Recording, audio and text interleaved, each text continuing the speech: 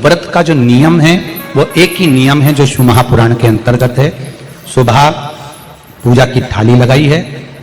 5 व्रतों का विधान है, छठा व्रत का विधान नहीं। कितने व्रत? 5। सुबह पूजन की थाली लगाई है। पूजा की थाली, अभिषेक का सामान सब लेकर आप मंदिर में जाइए। शिव मंदिर में जाकर बाबा का जल अभिषेक पूजन करिए जिस हिसाब से आप करते आए हो। पूजन की थाली में सामान उतना रखना जो शाम को भी आपके साथ चला जाए, अलग से नहीं रखना पड़े। अलग से केवल शाम को दिए रखो, जल रख लो थोड़ा सा, और बाकी का जो मिष्ठान आप तैयार करोगे बस वो बाकी का चंदन नबीर गुलाल ये सब सुबह की थाली का रखिए, थोड़ा फल जो भी रख लो। सुबह पूजन करो, बाबा का निवेदन करो, घर आ जाओ, थाली को ढक कर रख दीजिए। शाम को जब जाओ कोई प्रसाद उतना ही बनाओ जितना भगवान के लिए बना रही हो। ये नहीं कि खीर ज्यादा बना ली तो आधी हम यहाँ ले जाएं और आधी घर के लिए छोड़ दें, नहीं, उतना ही बनाओ जितना भगवान के लिए जाएगा, जिसमें से 3 हिस्से होंगे। एक पात्र में भरकर ले जाओ, दोने ले जाओ, कटोरी ले जाओ, प्लेट ले जाओ, जो तुम्हारी मर्जी पड़े, कागज ले जाओ, जो तुम्हारा मन पड़े वो ले जाओ। 6 दिए लेकर जाओ, बाबा के मंदिर में जाकर पूजन अर्चना करो। शाम को अभिषेक नहीं करना है, केवल छींटा देना, थोड़ा सा जल जो बचा हुआ है उसमें से थोड़ा थोड़ा छींटा देकर, जल का थोड़ा सा छींटा देकर पूजन आदि कर कर जैसी पूजन सुबह करी वैसे ही भाव से पूजन करो। 5 दिए थाली में से नीचे रख दो, छठवा दिया भी नीचे उतार दो थाली में से। 5 दिए लगाना जब प्रसाद के 3 हिस्से पूरे करो, प्रसाद के 3 हिस्से रख दो नीचे, फिर दिए लगा दो 5। एक दिया उठाकर जिसको जलाया नहीं है वापिस अपनी थाली में रख दो।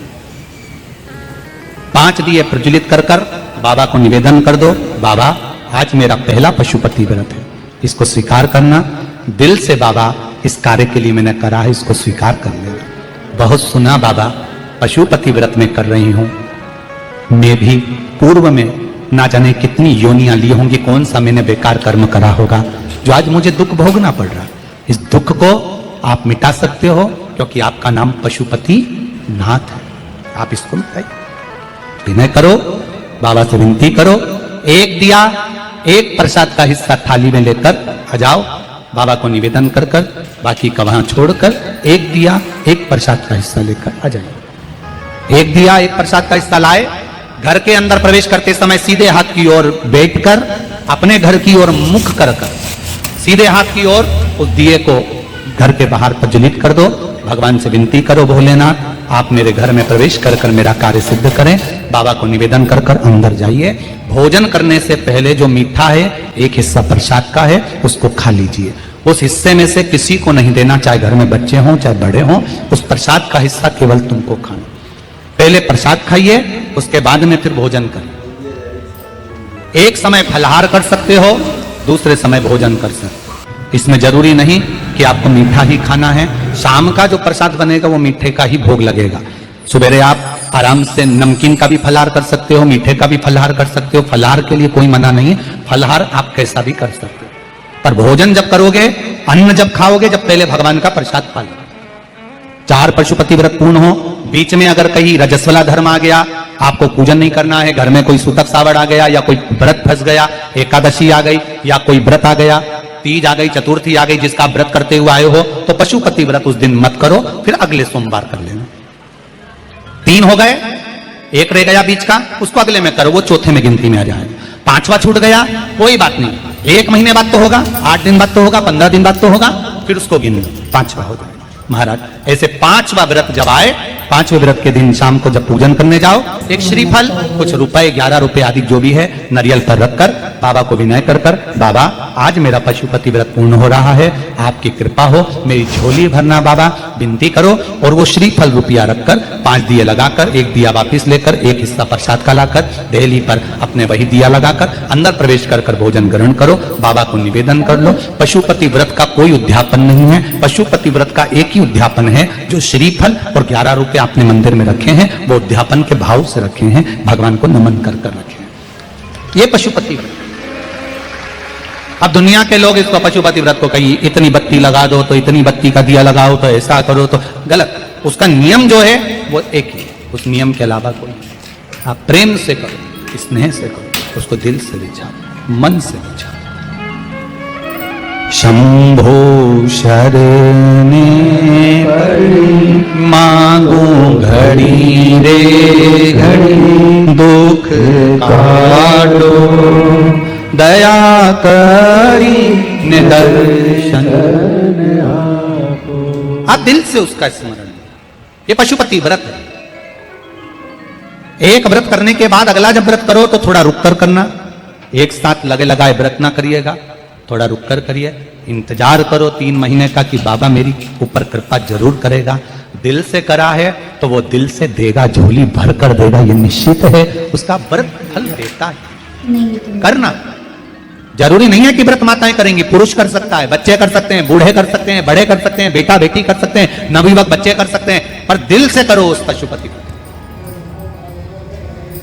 कोई आपका दूसरा व्रत फंस गया है तो पशुपति व्रत को छोड़ दो। उस दिन आपका जो व्रत है, एकादशी हो, चतुर्थी हो, तीज हो, छठ हो, उसको कर लो। नवरात्रे फंस गए, नवरात्रे कर लो, उसके बाद कर लेना पशुपति। जितने व्रत रह जाए उस व्रत को बाद में। महाराज शिव कृपा व्रत एक ही मंदिर में करना। जिस मंदिर में पहला व्रत करा है उसी मंदिर में 5 व्रत। ये नहीं कि हम मायके में 2 व्रत करके आ गए और तीसरा व्रत हमने ससुराल में कर लिया। 2 व्रत करके मायके से आ गई हो तो 3 व्रत भी मायके जाके ही करना। अगली बार ऐसे जाना कि सोमवार बीच में फंस जाए और तुम 1 व्रत करके आ जाओ। मायके में अगर व्रत कर रही हो तो अपनी पूजन का सामान अपने ही रुपए का होना चाहिए, मायके के पैसे का नहीं चाहिए। कुंवारी होती और तुम मायके के सामान से पूजन करती, अगर कुंवारी होती तो तुम्हारा वो पूजन लगता, पर विवाह होने के बाद, गोत्र बदलने के बाद आप अपना पूजन का धन अपना खर्च करें।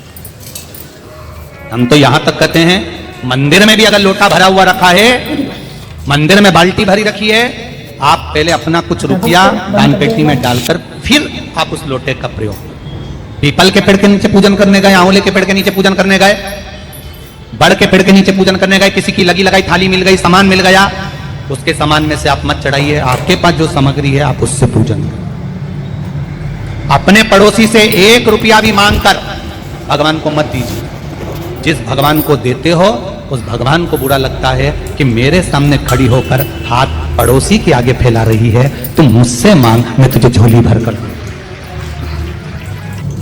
प्राप्त हुआ। बहुत सुंदर प्रश्न है आपका गुरुजी। पशुपति व्रत में जो 6 दिए लगाए जाते हैं उसमें बत्ती गोल लगाना चाहिए कि लंबी लगाना चाहिए? प्रश्न बहुत अच्छा है, एक बार जोरदार ताली बजाओ भगवती साहू के लिए। बहुत अच्छा प्रश्न। हमने पहले भी कथा में कहा कि शंकर भगवान के मंदिर में पार्वती भी है, शिव भी है, दोनों विराजमान। आप दोनों तरह की बत्ती शंकर के मंदिर में लगा सकते हैं। जहां देवी के मंदिर में अकेली देवी होती है तो वहां पर फिर लंबी बत्ती का क्रम आ जाता है। पितरों की पूजन हो रही होती है, लंबी बत्ती का क्रम आ जाता है। पर जहां पर देवादिदेव महादेव भी हैं, पार्वती भी है, वहां आप गोल भी बत्ती समर्पित कर सकते हो, लंबी भी बत्ती लगा सकते हो, उसमें कहीं दोष नहीं आए। फिर आपने वर्णन करा 5वां व्रत पूर्ण होने पर 108 पुष्प या चावल बेलपत्र चढ़ाते हैं। सबको एक साथ चढ़ा देना चाहिए कि एक एक करके चढ़ाना चाहिए? वैसे शास्त्र रीति के अनुसार पशुपति व्रत में जो 5वां सोमवार पूर्ण होगा और आप 108 अगर कोई वस्तु चढ़ा रहे हो तो एक एक कर श्री शिवाय नमस्तुभ्यम, श्री शिवाय नमस्तुभ्यम, एक एक कर चढ़ाना चाहिए। एक साथ हाथ में लिया और एक साथ नहीं चढ़ाना, एक एक कर समझ। बहुत अच्छा प्रश्न है। एक प्रश्न जो आपने किया था उसका उत्तर इस कथा में चल रहा है। नंदी वाले जो प्रश्न आपने तीसरा करा है उसका उत्तर इस कथा में चल रहा है। ये आप कहते हो कि मंदिर से जाते समय नंदी के कानों में कहकर चले जाओ। बैठिए बैठिए बैठिए बैठिए। बहुत सुंदर प्रश्न है आपके, बहुत भाव से और आनंद से आपने करा, और जनमानस के कल्याण के प्रश्न है। ये केवल आपके लिए नहीं है, ये सबके लिए इतने जोरदार प्रश्न है। जो गलती भी करते होंगे तो उसको सुधार सकते। आपने कहा कि नंदी के कानों में कहना चाहिए। लोग हंसते हैं, कहते हैं बताओ वो नंदी के कानों में भगवान को कहना चाहिए।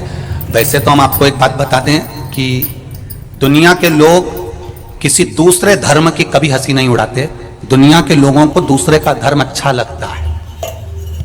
दुनिया के लोग सबसे ज्यादा हंसी उड़ाते हैं तो हमारे सनातन धर्म की ही उड़ाते हैं, और जी खुद उड़ाते हैं, दूसरा उड़ाने वाला नहीं होता। दूर के ढोल हमें समझ में आते हैं, उसका धर्म हमें समझ में आ गया, उनका क्या है ऐसा है, आओ कुछ नहीं, उनके धर्म में ऐसा है, कितना आनंद हमें दूसरे के धर्म में लग रहा है, और हमारा सनातन धर्म हमको बुरा लगता है।